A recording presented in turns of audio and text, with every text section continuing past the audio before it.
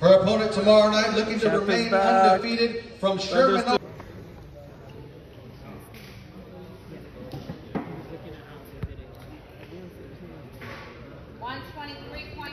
123.4 pounds for Ruben Casero.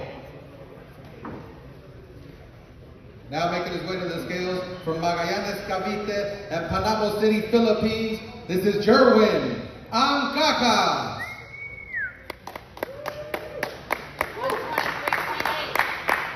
123.8 for Jerwin Angkaka.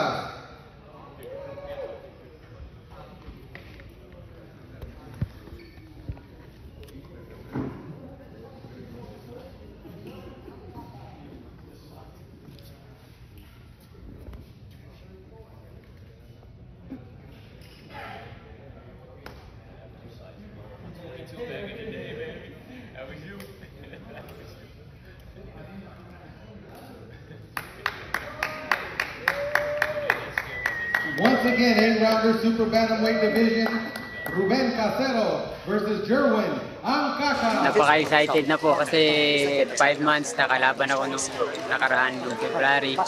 Then, unang business ko nababan na uli dito sa taon na to sa US. Tagal na din. Yeah. Si 22. 2022, diba? Parang kasi.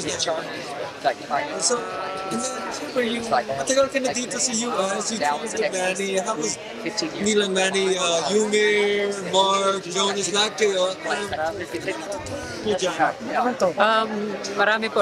Marami po kasi lalo na kaya sabayan namin si Sir Manny. Yung motivation namin na mga binibigay ni Sir Manny, napakaganda po. Lalo yung ni Sir Manny talaga, yung sumabay kami sa training ni Sir Manny, napakalaking tulong. Masaya ba na nagsama-sama lahat kayo? Opo, masaya po kami na at least po nakasabay kami sa training ni Sir Manny, kami nila Mark, Yumir, lahat kami mga Pilipino, si James Martin. Yeah. Siyempre, anong mensahe mo sa mga fans that are gonna watch bukas?